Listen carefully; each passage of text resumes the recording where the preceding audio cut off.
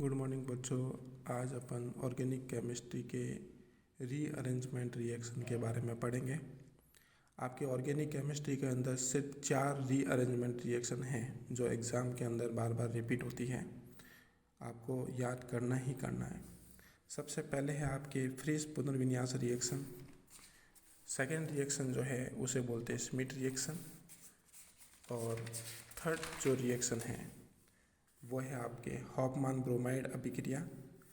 And fourth जो है वो है आपके कर्टियस रिएक्शन। इसके अलावा किसी प्रकार की कोई भी पुनर्विन्यास रिएक्शन नहीं है।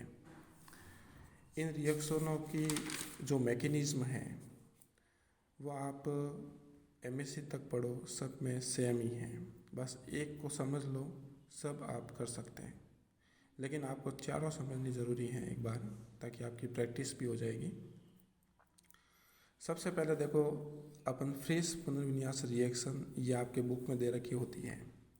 लेकिन अगर केमिस्ट्री के रूल के अकॉर्डिंग जो मैंने आपको बताया उसको अगर सॉल्व करते हैं तो ये प्रोडक्ट आपके कैसे आया। तो बस यही एक प्रकार का रीअरेंजमेंट का मतलब होता है कि हमें जब प्रोडक्ट प्राप्त होता है वो केमिस्ट्री के रूल के अकॉर्डिंग प्राप्त नहीं होगा, नहीं मिलेगा। तो उसे केमिस्ट्री के रूल के अकॉर्डिंग हमें इसको बनाना है। जब केमिस्ट्री के रूल के अकॉर्डिंग अगर प्रोडक्ट हमें नहीं मिलेगा तो कहने का मतलब है कि वो स्टेबल नहीं है, अस्थायी है। वो स्थायी नहीं होगा, क्योंकि केमिस्ट्री के रूल के अकॉर्डिंग जो भी प्रोडक्ट बनता है वो हमेशा स्थायी होता है। लेकिन देखो यहाँ पर सुनना आप, यहाँ पर है जैसे फिनॉल। ये फिनॉल जो है आप लोग जानते हो कि फिनॉल एक रेजोनेंस स्ट्रक्चर है।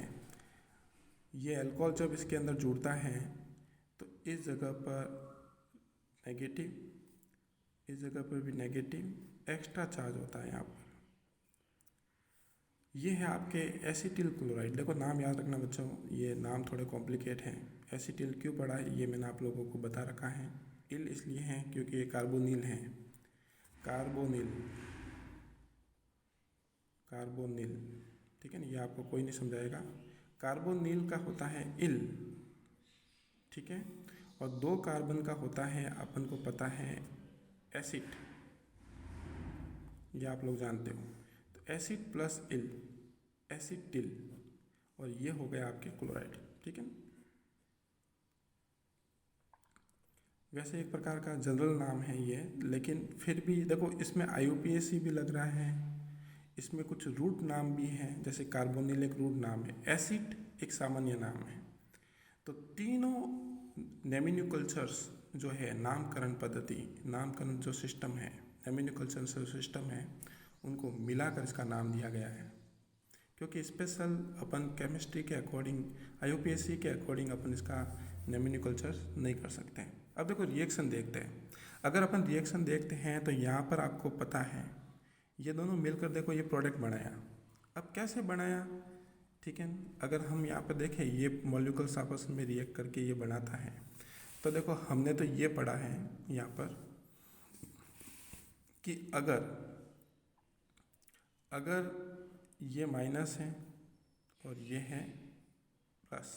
देखो मैं आपको बता रहा हूँ, ये ध्यान से सुनना। यहाँ पर आपके इंडक्टिव इफेक्ट लगेगा, ये इलेक्ट्रॉन खींचेगा Cl जब इलेक्ट्रॉन को खींचेगा तो ये बनेगा माइनस और ये बनेगा आपका प्लस।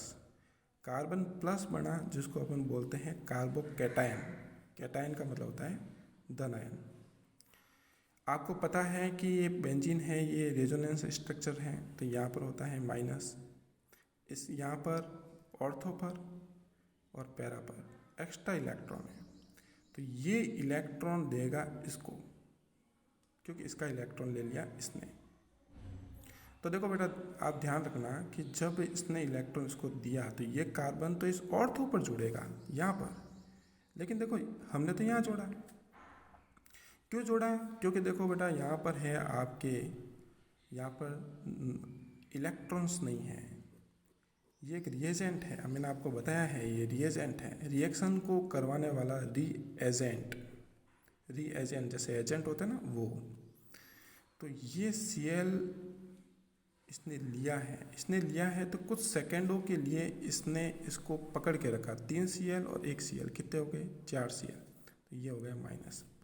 जब इसको कुछ समय के लिए इसने एड्जॉर्प्शन कर लिया, सौख लिया, तो ऐसी कंडीशन के अंदर ये क्या हो गया आपके प्लस और ये क्या हो गया माइनस। माइनस को इसने ले लिया तो देखो 3 से कितने हो गए 4, इसने इसको जोड़ा है तो यहाँ जुड़ना चाहिए, लेकिन वो यहाँ जुड़ा हुआ है। ये किताब में दे रखी है, जो एक सही मेथड नहीं है, पूरा साथ में दे रखी है, ये प्रोसीजर सही नहीं है।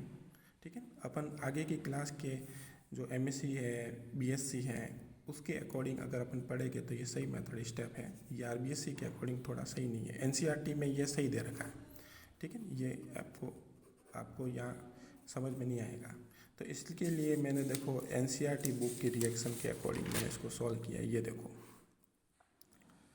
जो रिएजेंट यहाँ दे रखा है, अब ठीक है ना, यहाँ पर रिएजेंट, रिएक्टेंट के बाद रिएजेंट दे रखा है, वो रिएजेंट देखो रिएक्टेंट के बाद प्रोडक्ट, उसके बाद रिएजेंट दे रखा है, ये सही है। ठीक है, कैसे सही है ये देखो बेटा, पहले तो वो Cl यहाँ देखो, ये Cl को ले रहा था यहाँ पर, अब यहाँ पर कोई लेने वाला नहीं है, या रिएजेंट नहीं है, यहाँ देखो या रिएजेंट नहीं है। तो ऐसी कंडीशन के अंदर मैंने आपको रूल बताया था कि जब कोई भी P ब्लॉक का कोई भी एलिमेंट सबसे फर्स्ट रिएक्ट करता है S ब्लॉक से, सोडियम है, पोटेशियम है, रुबिडियम है, सीजियम है, लिथियम है, यहाँ पर कैल्शियम, आफ्टर देन रिएक्ट करता है ये D ब्लॉक के एलिमेंट से। ठीक है, यहाँ पे scandium, titanium, vanadium, chromium, Fe, ठीक है, जिंक, मरकरी, गोल्ड, कैडमियम, यहाँ बहुत सारे एलिमेंट होते हैं D ब्लॉक के एलिमेंट।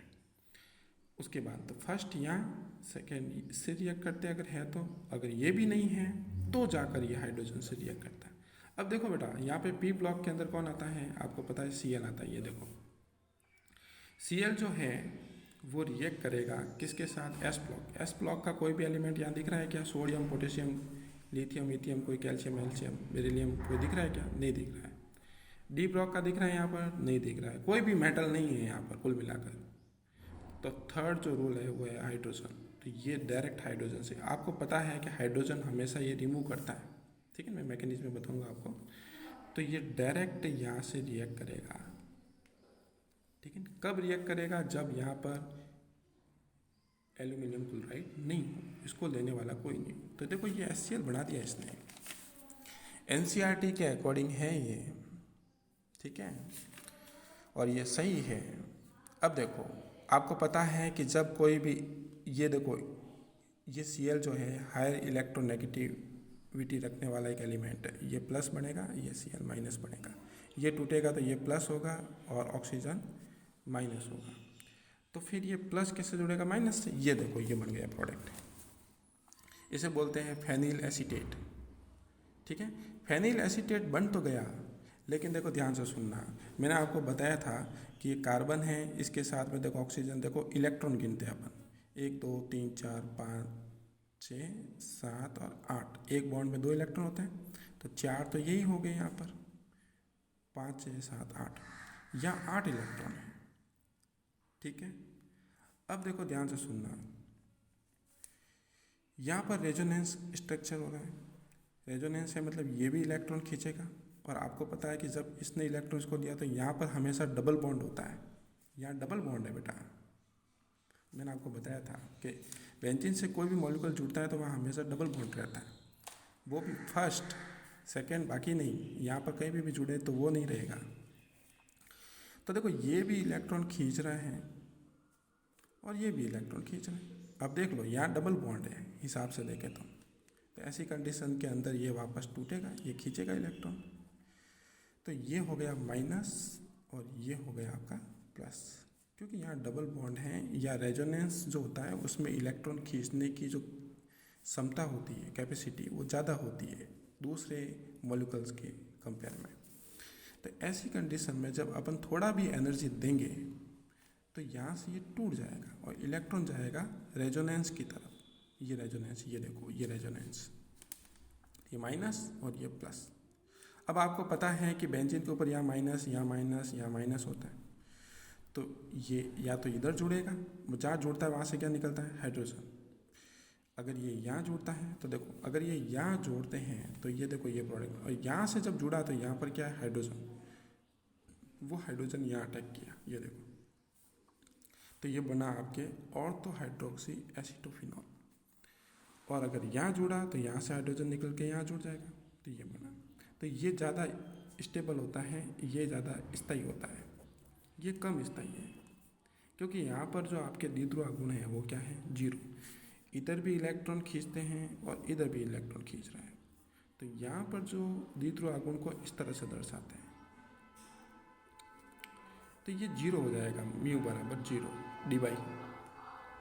ठीक है, ये ज़्यादातर अपन नीट के अंदर और पूछते हैं रहते हैं। यहाँ पर ये देखो, एक बार वापस मैकेनिज्म बता देता हूँ। यहाँ पर ये टूटा, ये माइनस, ये है आपका प्लस, ठीक है, यहाँ से टूटा तो ये प्लस और ये माइनस, ये माइनस और ये प्लस रिएक्ट करेगा इजीली, और ये बना आपके HCl।